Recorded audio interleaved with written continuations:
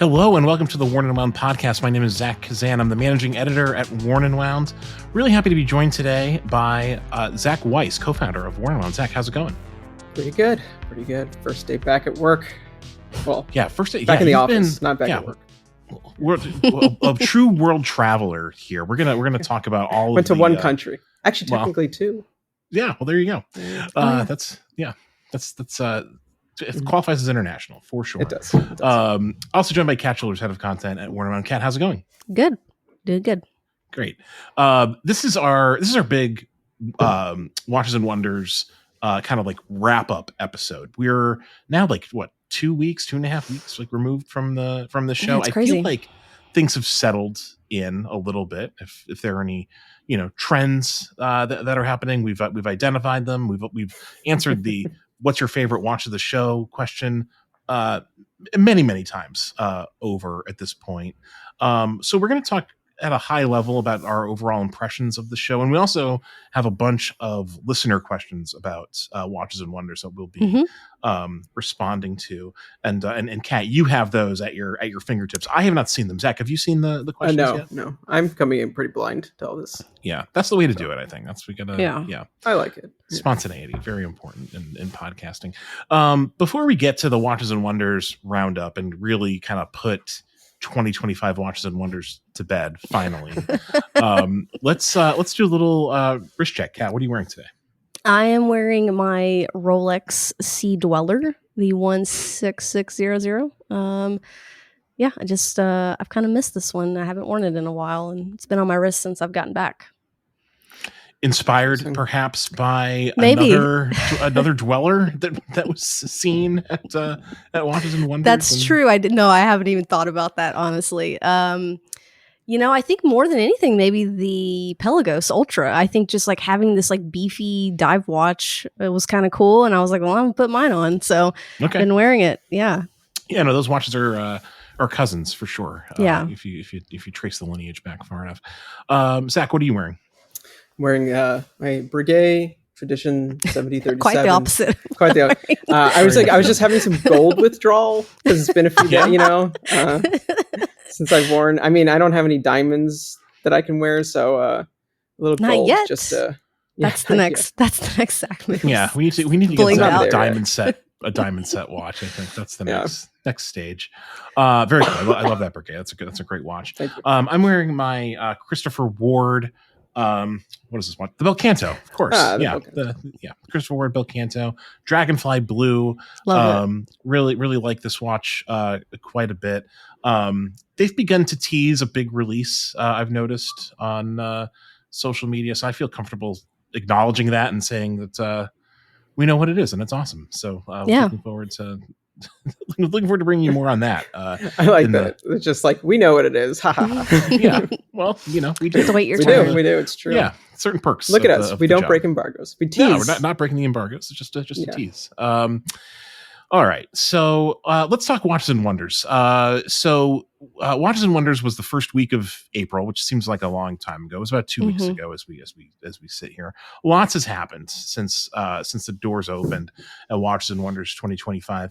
We did like 4 full days of meetings, and you guys had another trip in Switzerland. I came back. I've been writing up Watches and Wonders content for a week straight. There's more to come somehow, unbelievably. It was a lot of show. There were a lot of watches to see. There was lots going on. We were all very busy. I'm curious now that the dust has settled a little bit, just to kind of get your overall impressions of the show now that we've all been to several of these things now. So Kat, let's start with you. How would you characterize Watches and Wonders 25, and if you had to do it just kind of in a I mean, I think it's interesting now. I haven't really thought about what my thoughts were prior to the show. I think I was anticipating a bigger show this year. I think last year we all agree it was a little quieter. It didn't have as much buzz. I think this year was super buzzworthy, and I think there were a lot of great watches released, at least in my opinion. I am interested in both of your takes on which I think someone did ask about this, the timing of some of the releases at the show.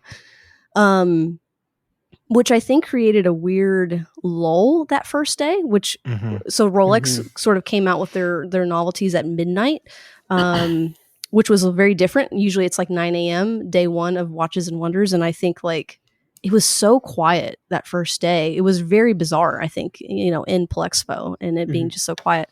So that was pretty strange. But other than that, I think it was I think it was a really successful show. And looking back, I think it's easy to get lost in all the novelties when we're there and we're just like literally running around. But there were some like really cool watches released this year. And I think it was a really successful year overall. Yeah. Zach, how about you? What like big thoughts, big takeaways from the show? Big takeaways. I think I enjoyed this year more than last year. I remember, last year just being kind of like, I don't know, fatigued by. I mean, I was literally fatigued by it this year, but just our approach to it, taking as many meetings as possible. We've talked about this. The mistake you make at Watches and Wonders is actually trying to work. Just trying to get work done. It's just not possible. There's not enough time.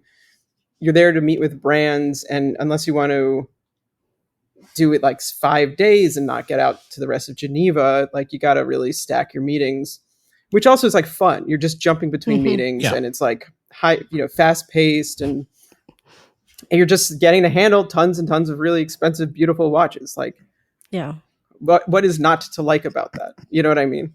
I feel like there was a lot more releases this year. I just liked, or just enjoyed looking at, handling, left with some like, wow, I want to think more about that brand in the future. Not so many pieces that like, we were like, oh my God, can you mind blown? This is the craziest thing ever.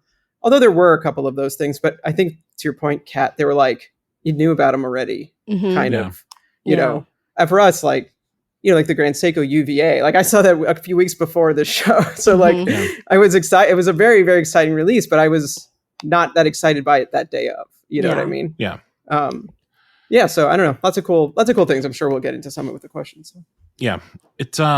It was an interesting show. I thought that, I kind of like it early on or a while back, I had sort of predicted that it would be a show all about like the very high end and that brands would really be focusing on, watches with like big, gigantic profit margins and kind of leave the more consumer driven stuff at the door. And that didn't really happen. Like there certainly were watches that were, that were very expensive and, will be profit drivers for brands as there always are. But I was pleasantly surprised to see a lot more kind of like consumer focused stuff from brands. Certainly Tudor, as always has watches that like you can go out and buy, like the weekend after the show that are, competitively priced. TAG Heuer, very similarly. I'm sure we'll talk about the F1 at some point. And other brands too, just presenting watches that just like make a lot of sense that people will definitely buy in a market that is like not super like frothy at the moment. Like the watch market has kind of like slowed down a bit, and I think brands are focusing on watches that they know they can sell. And that's not always like the most exciting thing. Like you don't always end up with like super mind blowing releases. There's no like Rolex Jigsaw, this year. Yeah. The watches are kind of like maybe a little bit more normal in some ways, but they're all like, there are a lot of gems that I think we found and identified. And I think, all three of us can probably point to, watches that really surprised us and that we thought were quite, quite worthy of attention in one way or another. It's also funny. Like I'm saying like, oh, there weren't like crazy releases. There were multiple record breaking releases with brands I had meetings with that they didn't show in the meetings. So I don't think about them. Like the Bulgari Ultra Thin Tourbillon, they had one of those and it was like in a hermetically sealed thing when I got to have that meeting. So I didn't get to touch it. The Vacheron Solaria, which is the most complicated wristwatch ever made. And they don't bring that out in the touch. I completely zoned out during the like touch. They had all these videos playing without any words. They're just showing images. It didn't even it was literally just falling. It was like on a couch. I was like, oh my God, I'm going to fall asleep if this goes on for much longer. So like, honestly, and I'll say this just naively, I was not up to date on what they had released. So I didn't even know to look for that or ask like, where's the watch that we came to see? And we saw a lot of other beautiful watches, but so yeah, kind of really funny to be like, I don't know. I feel like there's some like movie or something where like the person's here and all the action's there kind of a thing. That was me twice. Yeah. Well, I mean, it kind of speaks to just like how big the show is and how like impossible it is just to like see everything, you know, like there's just a lot of, you know, like there's 60 brands that exhibit at Watches and Wonders. And we had like a very, very busy, you know, like 3 days or whatever we were in at the Palex when we probably saw like, I don't know, like 30 or 40 of them, maybe. I don't like, you know, we had meetings every day, you know, all day, and we certainly didn't see all 60 brands. I wonder if, I don't know if any media outlet meets with like literally all 60. I'd actually love to know that. Not with 3 people, they don't. Yeah, no, certainly not. Yeah, that's another thing. We have a small team. The new embargo structure is also interesting, and I think that I'll give a shout out to James Stacey and the Grey NATO podcast. James does a great job of kind of like breaking down the timeline of like how everything unfolded and how that specifically impacted the Hodinkee team on the most recent episode of the Grey NATO. So we can link out to that. But it really did kind of like throw like media into a bit of a state of confusion and kind of like not knowing how to you know, exactly like how to move forward with that Rolex news coming at midnight. And of course it's Rolex, so they don't like proactively let you know about that. Like they let you know if you ask them, maybe, I guess, but it's you know, like the watch was just kind of there for a lot of us at midnight. I slept right through it because I was expecting it to be I was asleep. I needed a good night's sleep before that first day. But I think that did contribute a little bit to the to kind of like the early morning like Tuesday vibe, which I think we all identified was it felt a little bit slow at first. Like there wasn't quite as much activity on the floor. You know, not only did Rolex have their embargo lift at midnight, but there were a bunch of brands that lifted their embargo just like a few hours later. And then there were more that where the embargo lifted like closer to the start of the show itself. So it was really very staggered and made for kind of a strange experience, I think, in the early going. Yeah, I mean, I know we sort of scheduled ourselves with a lighter first day in general, but I felt like the second day was like very hectic for me. And it just felt like the second day was the day I was like swarming through crowds of people trying to get through. The first day didn't really feel like that. Maybe just, again, because we had a lighter day, we weren't running around as much, but day 2 was definitely like pretty crazy. Yeah, for sure. Day 2 for me is the day that that's the day I forgot to eat, and the day that there was, I mean, not that there was time to eat, but that was the back to back day. Yeah. I got hangry that day. Yeah, we all sure. That was the one that really. If there was a day that's going to kill you at Watch the Wonders, it's the second day. First day was a little bit. You're kind of easing in, you know, on the first day, and then day 2 is an all out assault. It is the one day because we always do Tudor, and Tudor didn't do anything weird with their embargo this year. Right. And we know we have to get that content out. So that's like the one time we left ourselves time to work. Yeah. Exactly. Then, right after Tudor. Yeah. We had Tudor first thing on day 1 at 9 a.m. Yep. As is tradition for us. Let's just kind of like quickly go through some of the key brands and get your guys, reactions to their releases. We can start with Tudor. 2 weeks later, how do you guys feel about the Tudor releases and stuff that they unveiled? I think they were great. I still stand by the opaline white dial Black Bay Pro is pretty cool, even though they didn't change the case size or the thinness of it. I still think it's a really nice watch. Yeah, there is some grumbling about that on the internet, as you would expect, about the case size, but couldn't really expect them to just like change the case of the Black Bay Pro entirely.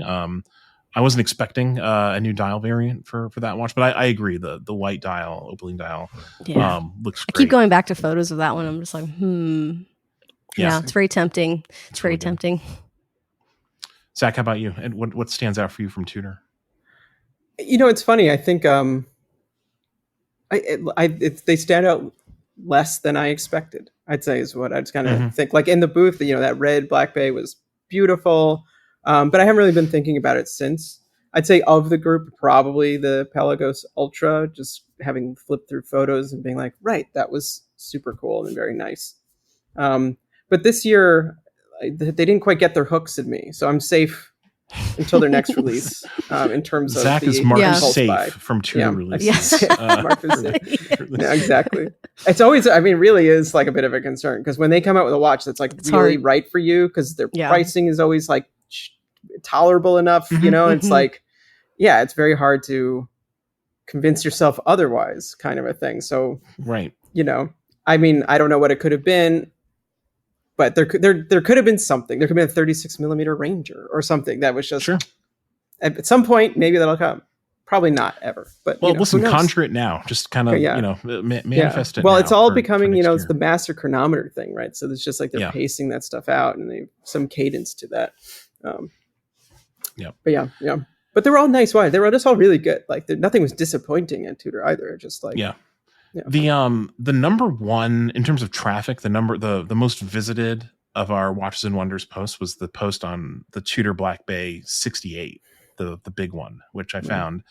I found it interesting that I mean, the traffic doesn't mean that people like the watch, like, to be clear, but you know, there seems to be at least some interest in it. And I thought that, like, Tudor, you know, obviously they had like a couple of like big in terms of size releases this year with the Pelagos Ultra, which is I think a 42 or 43 millimeter watch, and of course the Black Bay 68 is just like an upsized version of, you know, the previous kind of like vintage, like pure vintage inspired Black Bays. I thought that was interesting that they seem to be making like a kind of like traditional sort of like consumer play. They got feedback from their clients and from their ADs that people want a bigger watch. And so it's more of this trend that we're seeing kind of like across a bunch of brands in the industry, of brands responding to feedback and giving people what they want. So I thought that was interesting. Yeah, it was odd just because like the trend for so long has been go smaller. And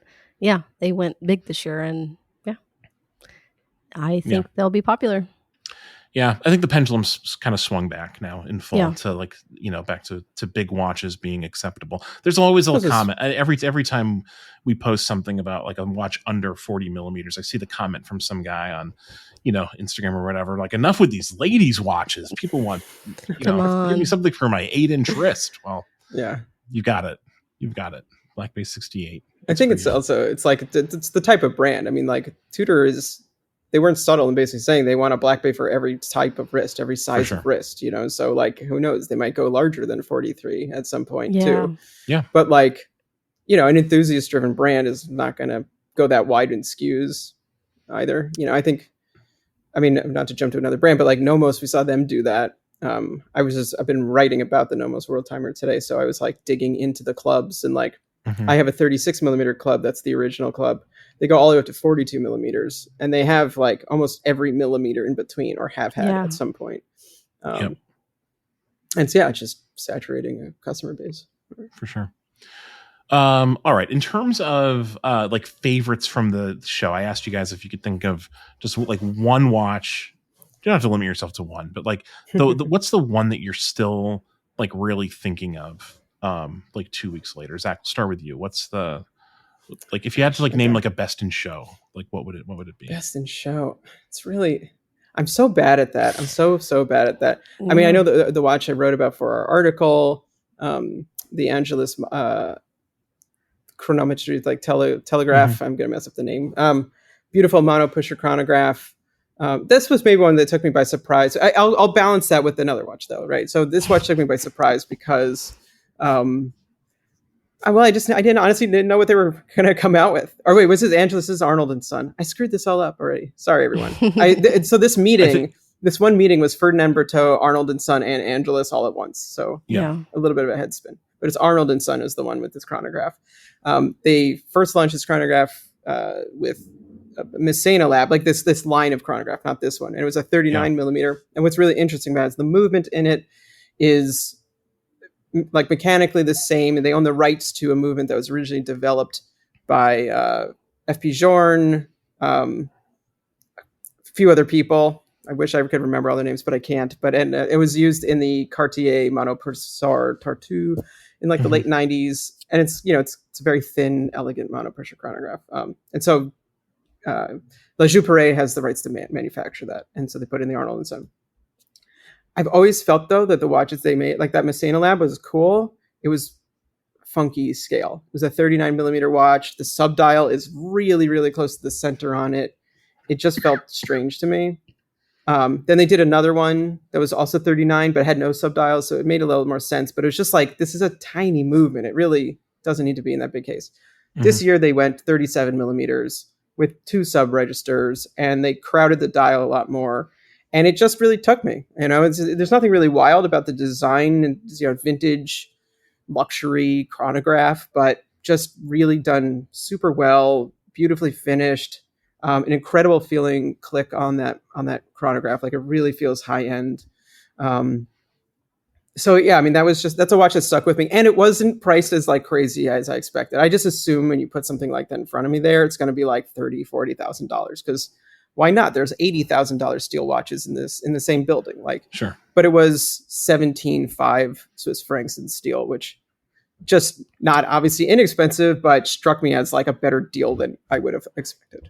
Yeah, for sure. For a watch with that movement pedigree, I think for sure that's a very much a sleeper. Yeah, that's a beautiful watch.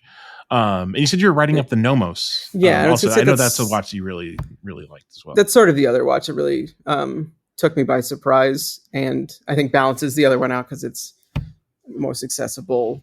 Like, if there was like a category winner under 5 or something, it would definitely be the winner. But yeah, the Club World Timer, just really fantastic watch. I think the best release from Nomos in a very long time. And so it's interesting. In the article, I went through all the dimensions on their old clubs, because the Club 36 has notoriously long lugs. And it's like a 36 millimeter watch with 47.5 millimeter long lugs, like vampire fangs, right? And then like they scale up. So like they're at 49 or something at the like they don't really appropriately like scale that so it doesn't get really long. Like the 42 millimeter watch has like almost like 53 millimeter long lugs. They didn't do that for the 40. So the 40 actually has shorter lugs than like the 39 did. And I think when I put it on my wrist, the fact that it just clicked really spoke to that. They reapproached the proportions of this watch a bit, because 40 millimeters was a little concerning to me just as like a fan of that 36 millimeter watch. But once again, like there's like a ton going on this watch when you see it. I mean, there's a dial within like a world time ring, and there's 2 sub dials on it. Any smaller probably would have been, I mean, they would have to have really rethought, the graphics and all the elements on the dial quite dramatically to make that work. So it just felt so good. And then the push on that, the click on that world timer, oh my God. Yeah. The best click of show. That's what people are saying. That's I've read a number of accounts and listened to podcast reactions and watched YouTube videos and so forth of people reacting to Watches and Wonders, and that the Nomos comes up over and over again as a favorite, not just at like a lower price point among Watches and Wonders releases, but just like of the show in general. I missed that. I missed the Nomos meeting for the second year in a row. I did not take a Nomos meeting because someone else did. But I won't make that mistake. I know. Next year, I'll seek them out for sure.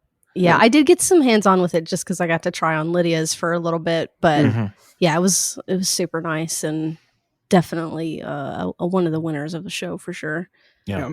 It's one that's going to be on my mind to purchase potentially at some point. Oh, thinking about making a... I mean, not like right now, but like it's like I could see enjoying it. If like in the next couple of years I really am traveling more or something, like that really is you need, like, you want a one watch solution for traveling. There it is. Really. Yeah, very practical. Kat, how about you? If you had to pick a best in show or a couple? Okay, I have a couple. I have like 2 favorites. So, and they're very, very different from each other. One is the JLC Reverso Tribute Monoface Small Seconds. This is the sort of rose gold with the Melanie's mesh. It is absolutely beautiful, and the mesh like bracelet feels so good in person. It's just like if I were to go all gold, like that would be the way I would go. The watch just truly stunned, and yeah, really fell in love with it when I got to go hands-on in the appointment, and just absolutely beautiful. And I think like out of all of the reversos, there was a lot of reversos this year. So many so many. This was like just the one for me.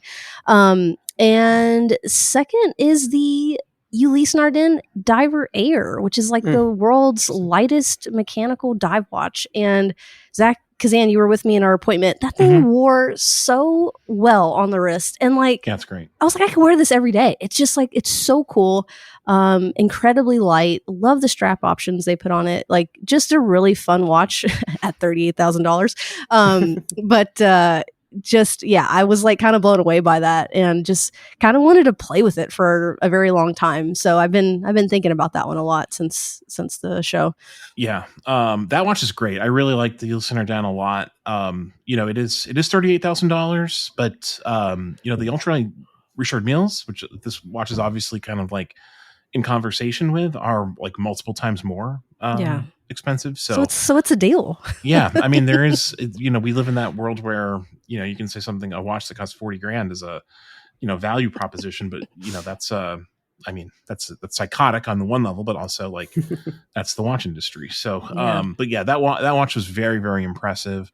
Ulysse Nardin is always just a really fun meeting. I like that they only bring one watch, and like the booth is always like this immersive experience, and they just have a great team. I'm always just very excited to meet with them. So yeah, that's a good pick. And the Reverso, like that seems to be the Reverso that's emerging as like the big hit of the show. I'm partial to the miniature enamel painted Reversos, which are just like an insane level of craft. I'll be honest, like when I saw the press release for JLC this year and saw that it was like a big Reverso year, I kind of rolled my eyes a little bit. Like I feel like they've done the Reverso a lot. It's we've seen a lot of Reversos.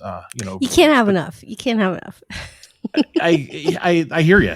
They did a really nice job with these novelties. Like and there's a really cool. I will say also like the World Timer, probably second place for me. That they came out with. I really like that one too. The World Timer is cool. It's very cool. Yeah, the minute repeater is cool. It's they're all good. Like there isn't like a bad one. In the bunch. So I've been thinking about my favorites for for the last 2 weeks. The one that is like really kind of like I think has bubbled to the surface is my favorite is the Parmigiani Fleurier Toric Perpetual calendar. Just like a really beautiful watch, and Parmigiani is a brand that I'll be honest, it hasn't like really clicked with me always. Like I appreciate the watches. They're obviously like they're very well made. It's a watch. They're a brand that is like a favorite of the watch media circle. Like they really they have a lot of fans among our peers, and for whatever reason they just like I never really got in a frame of mind where like I'm like hotly anticipating the new Parmigiani Fleurier like release, even as I like, very much appreciate the watches and, and like them. I think part of it is I've never been a big fan of the new Tonda, and I kind of am alone on an island and preferring the old Tonda, which might be a hot take. But the Toric line has always been really beautiful and really, kind of like a beautiful, classically ornate dress watch. And I love the simplicity of this perpetual calendar execution with the two subdials, and each subdial has two hands, and it's just like a very stark, simple execution of a perpetual calendar. And the colors are great. There's a rose gold and there's a platinum. The platinum has this like gorgeous kind of like baby blue dial. The gold has like a gold colored dial with this like they each have this like really beautiful kind of like eggshell texture. They're just great. I'm sorry I didn't get to see these, honestly. Yeah, they're beautiful. Very expensive. The platinum one is like creeping up to like $100K, and the gold I think is closer to like 80 or 85. But just like really, really gorgeous. Looking at it, it's 91.9 on a retailer's site now. So yeah. Well, not inexpensive. But like, so I love perpetual calendars. I feel like I've spoken about that, and they're notoriously complicated to look at, right? And then you have like the Moser minimalist ones, which they take everything away. But if you don't know how to read it, you can't read it. Mm-hmm. And I think like at a glance, they're not the easiest thing to read because you kind of have to like align eyes to markers and stuff like that. This is like the most minimal perpetual calendar done perfectly right. Mm-hmm. Like it has all of the information at a glance, and yet it's very Spartan. I feel like that's just so impressive. And that movement is just absolutely ridiculously gorgeous. Like the architecture of it, cool. The decoration of it, like, really just a stunning watch. Yeah. Another watch I really loved. If I'm gonna pick like a runner up, I gotta go with the A. Lange & Son Odysseus in honey gold. Just like a super impressive like hunk of gold. It's really hard not to like best that. Hunk of the show. Best hunk of gold at the show. Yeah. I mean, like we've seen honey gold watches, of course, at Lange, over the years. But to see that much honey gold, with the bracelet and everything, it's just like really, just like really cool. So that's another one that I keep thinking about. So pretty, cool. Pretty fun show. Overall, lots of good watches. We'll continue. We have a handful of articles left in the pipeline that we'll be squeaking out between now and the end of the week. Then we'll probably put it to bed. I think people don't want to see Watches and Wonders coverage, 3 or 4 weeks after the show. But hey, we're a small team. It takes a while for us to put together all of our thoughts and everything. So we'll get it out there soon enough. You guys want to move to questions from our Warner One Plus Slack audience? I'd love to jump start in. Yeah, let's we've already answered quite a few, but we've got a lot here. So I can make it all up again. I forgot. That's okay. Yeah. We let's start with John. So John says, how many of you saw what you wanted and immediately texted your AD at home and said, "Put me on the list"? Was there anything? I did text about a watch. I don't have an AD. I only buy pre-owned. I didn't have that experience this year. I have done that in previous years. There have been watches where I've immediately kind of like sent off an email and said like, can you acquire one of these? Can you hold one of these for me? I did not have that experience this year. I did kind of like make a mental note of certain watches that we saw at like Time to Watches and at the Beau Rivage that I thought, oh, this is like something I might buy this year. But I didn't actually proactively reach out and say like, please, sir, may I have one? I'm curious, Kat, what you're asking.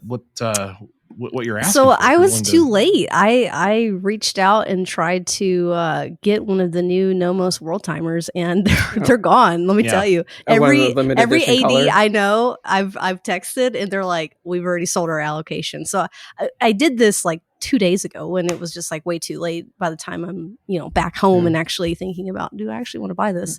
Which color? So I would either go for the, what is it, the Arctic or the glacier blue or the dune color. Those are the two I pick in my article. That's very fun. Oh, really? Yeah. Okay. Yeah. I like both of those. And they're gone. So I don't know. Maybe I'll wait for pre-owned. They'll pop up at some point, I'm sure, unless someone's listening. you can allocate me one. Go in my DMs.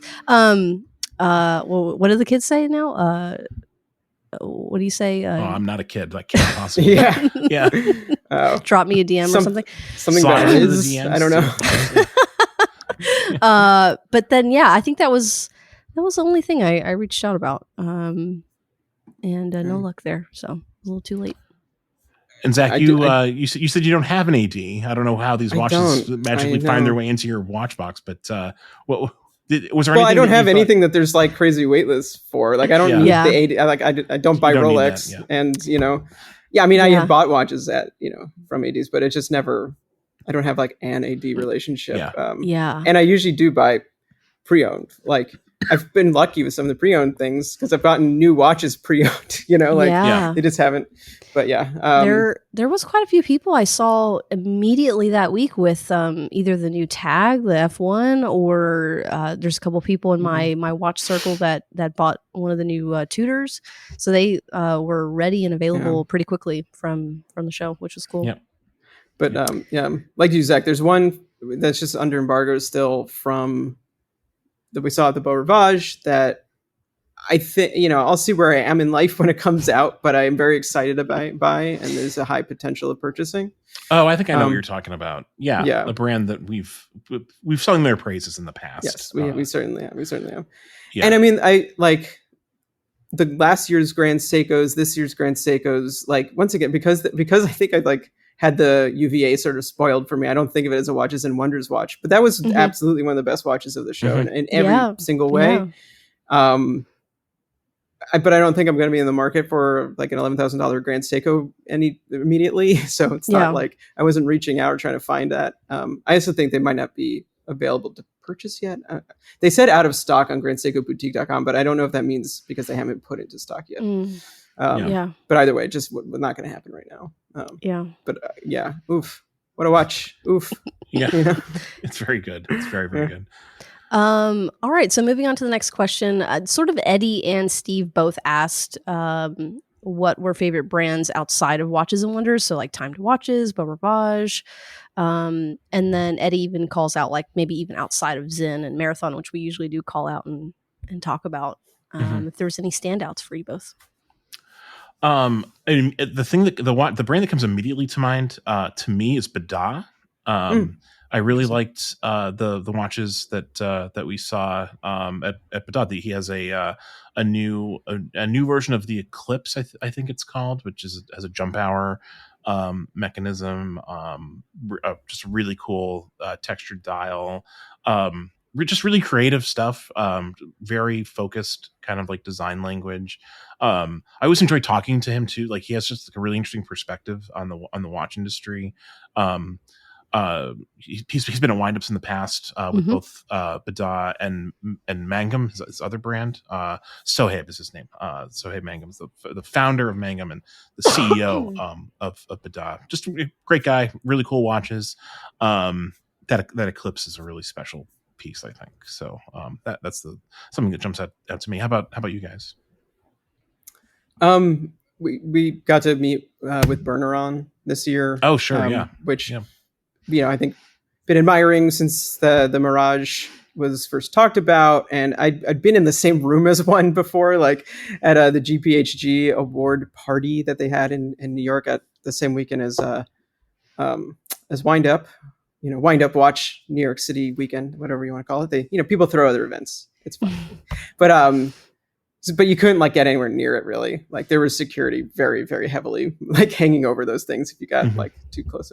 But so we met with Sylvain Burneron and his team, which was really a wonderful meeting. Really got the whole rundown of the concept behind the watch and his brand, and it was I really came away actually with a whole new perspective on the brand. I think also partially because of things they showed us that are coming out, but also just having met him and his approach to watchmaking and how it really is driven from a more of an engineering perspective than you'd expect, considering like the aesthetic kind of achievement of the watch.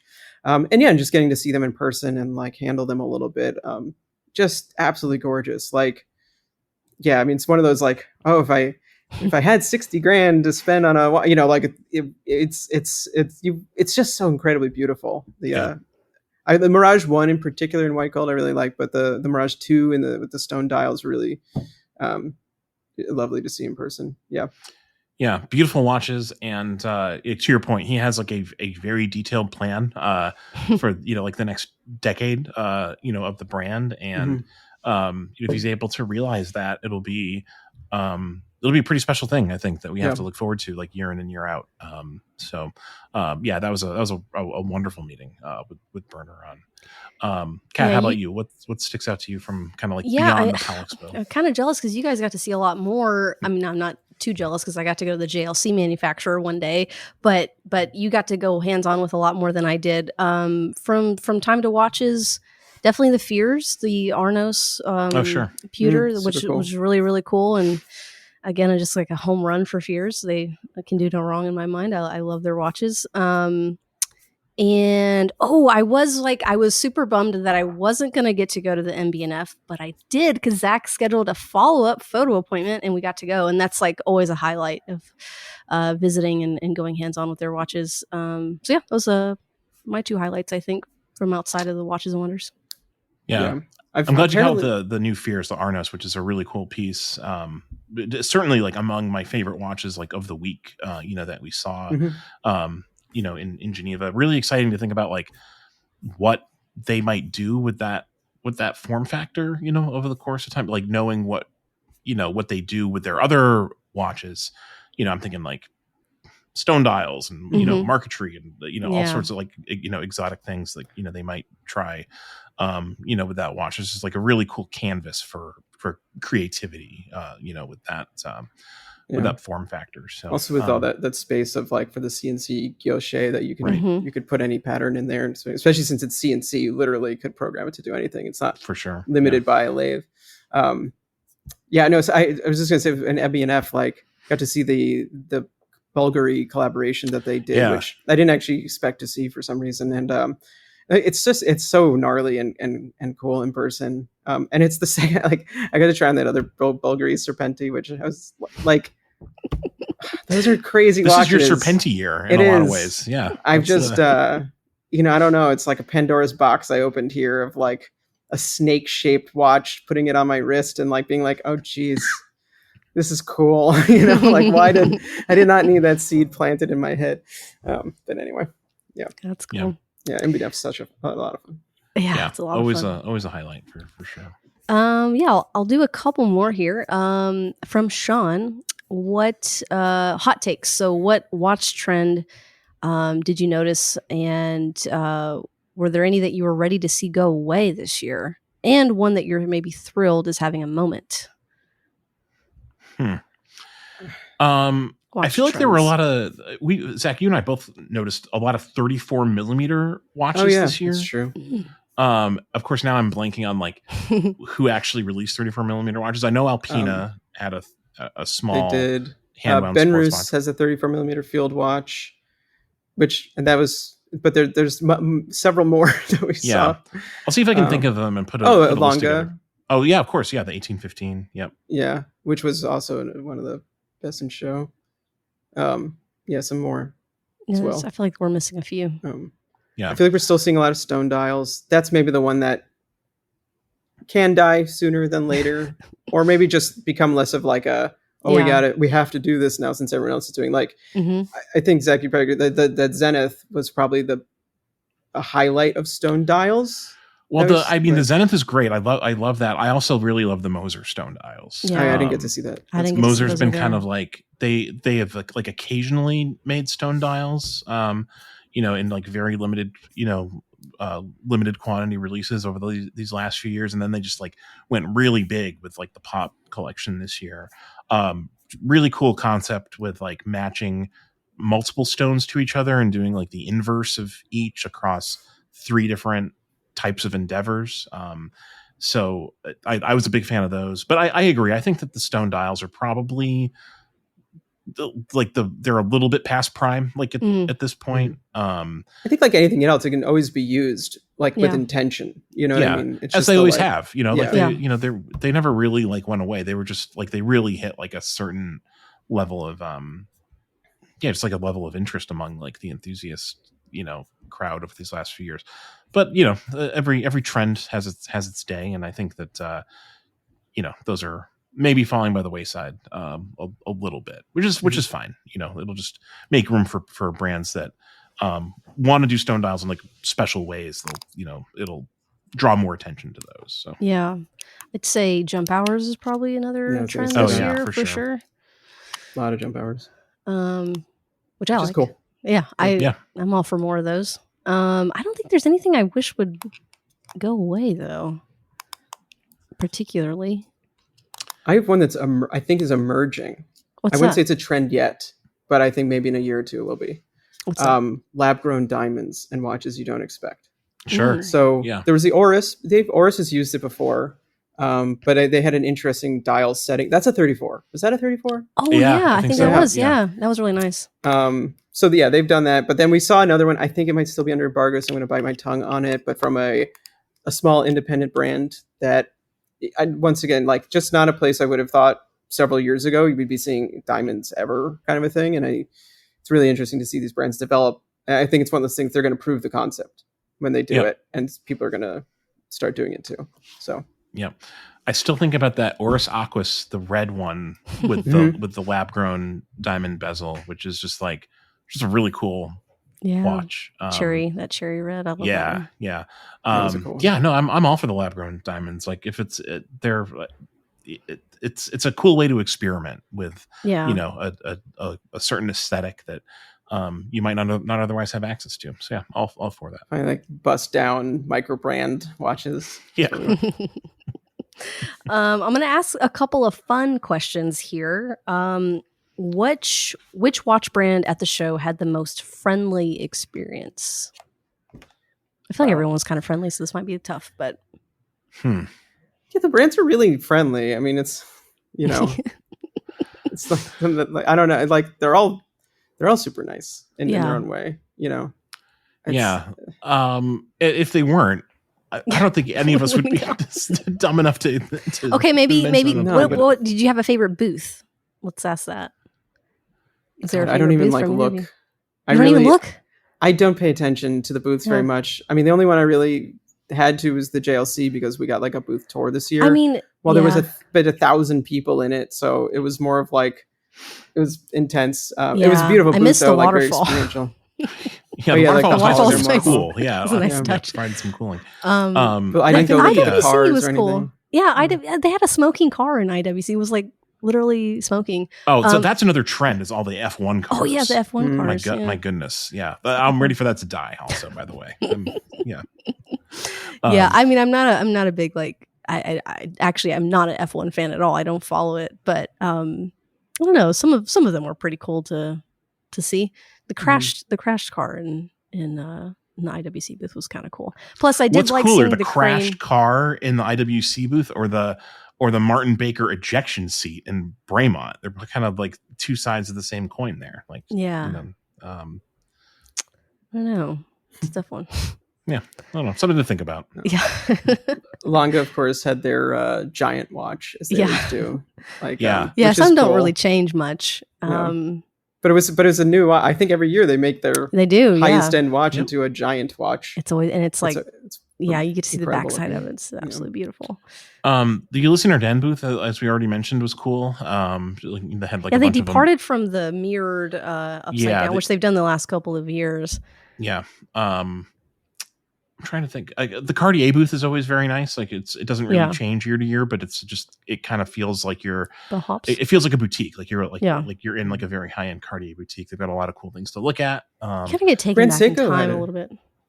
Oh yeah, Grand Seiko had a really nice display of like historic Grand Seiko. Yeah, and it was a new booth that was like, I don't know if it was smaller, but maybe the front area was a little smaller. It used to be more of like a lounge kind of a thing, and now it was more of an experience. And Joe did take us through that, and that timeline was extremely cool. Yeah, that was pretty neat.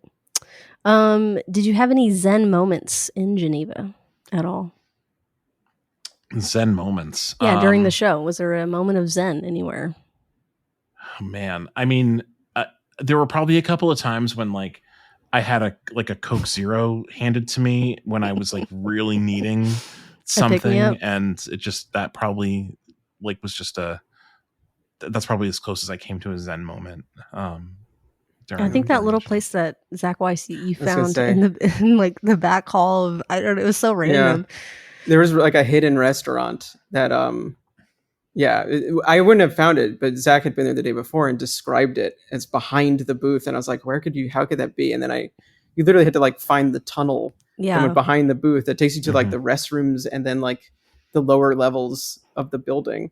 Yeah, it took me like 5 minutes. I was like texting you. I could not find, because I was like, it looks like you're going to the bathroom over there. Like I didn't know that's where you needed to go. It was very bad signage, which was great because you could get. It was so empty in there. I was really I was at my limit of hunger, and at that point, I think my sugar level had dropped because I was just I need something to eat, or I'm going to get violent or something. Yeah. And just sitting down with they had a falafel bowl and I think a Coke Zero. Bliss. It was bliss. Yeah. For that little while. Yeah.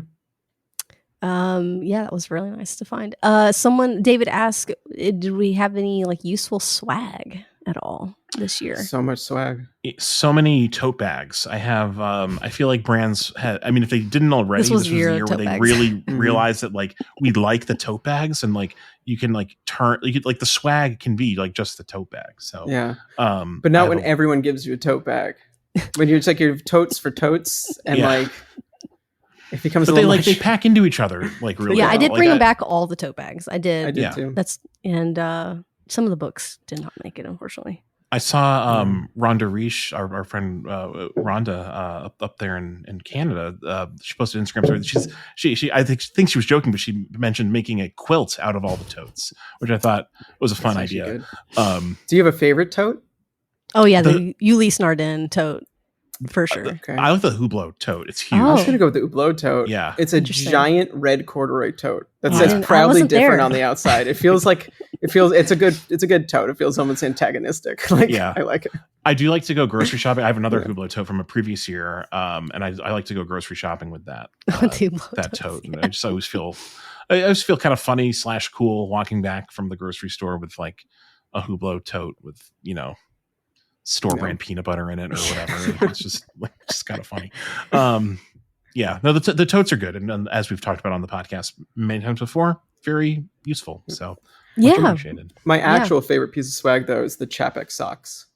Oh yeah, I haven't worn one yet. They're I haven't worn them either, but they're dress socks with watch pattern on it, but they look like the Chapek Antarctiques.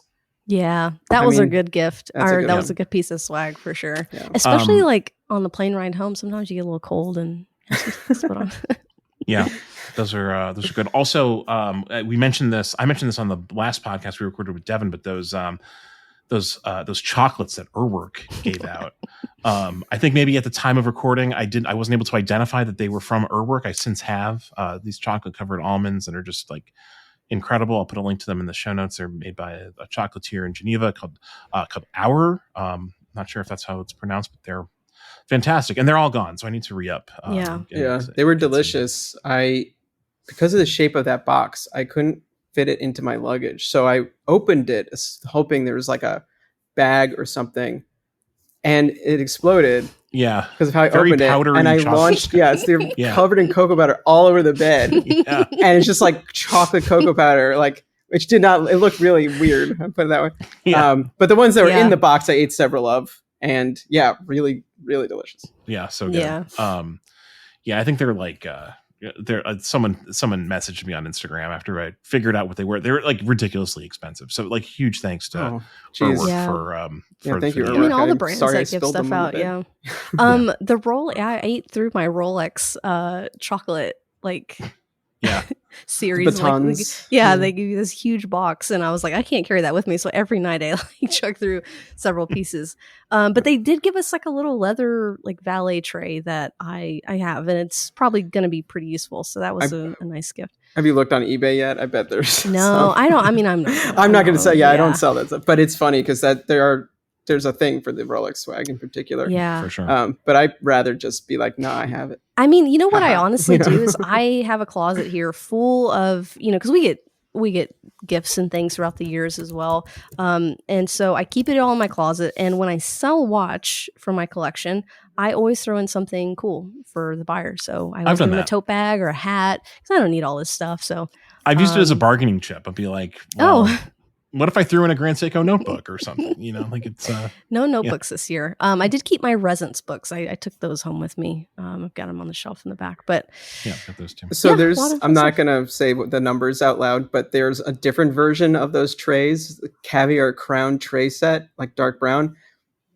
Absurd of what people are asking on for eBay. Oh, gosh. It could for swag, it's crazy. They're very nice, but I would. it's I'll use them. because it's But yeah, no, they're nice to keep. We've got probably maybe time for one more here. So from John, what's your take on the new TAG F1s? Everyone's been so quick to say they're too expensive for what they are. I'm pitching this at Zach Kazan in particular, as he's previously expressed that many enthusiasts moan about the price too often. Oh, I think we've all expressed that sentiment, I think, at one point or another. Okay, so here are my thoughts on the TAG F1. I like this watch a lot more than I expected to, based on just kind of like reading the press release and imagining what it would be in my mind before seeing it, which I should know better at this point than to have preconceived notions about these things. Like I mentioned a few minutes ago, I don't really care about F1. Like, it's not like an important sport to me. I don't really have a lot of nostalgia attached to the original iteration of the TAG F1. It's not like a important watch to me personally, even as I recognize that it's like very foundational to a lot of people kind of like our age who came up in the hobby.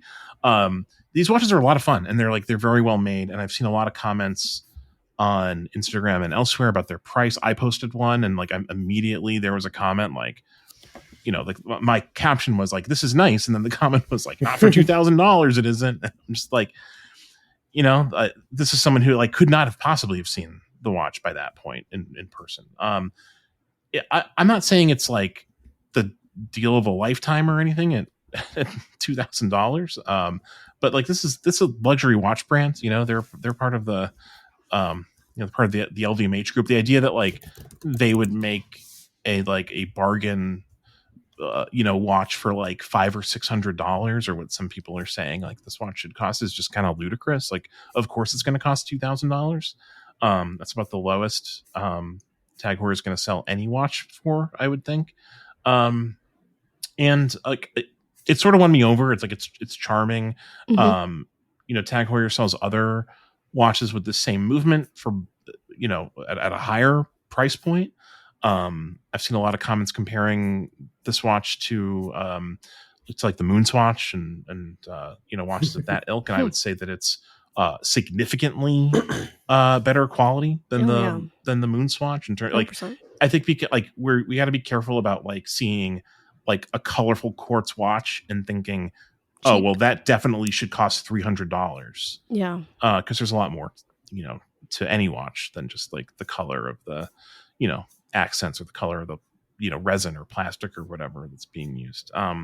So yeah, I was a much bigger fan of the F1 than I thought I would be.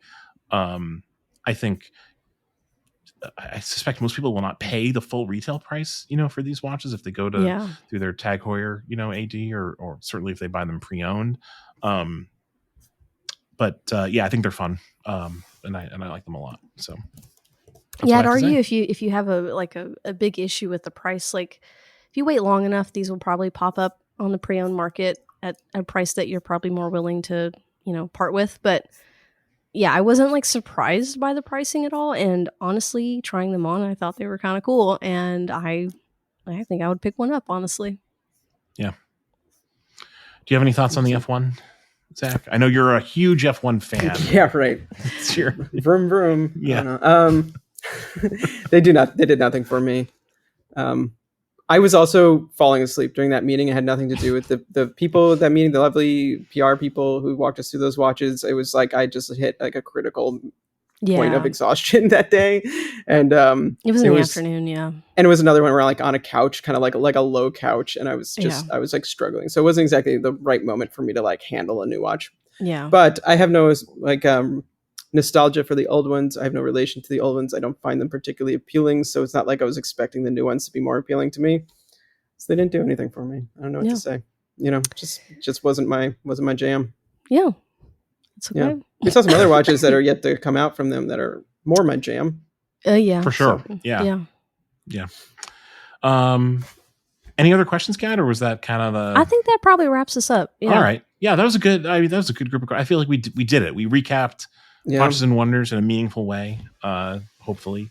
And another year in the books. I think, successful overall. Made it back alive. You just lowest bar. Made it back alive. So, well, thanks, guys. This has been fun to kind of to rehash Watches and Wonders, definitely stay tuned to the website. The last kind of like dribs and drabs of Watches and Wonders coverage will be hitting the website in the next few days. We always appreciate you tuning into the Warner On podcast.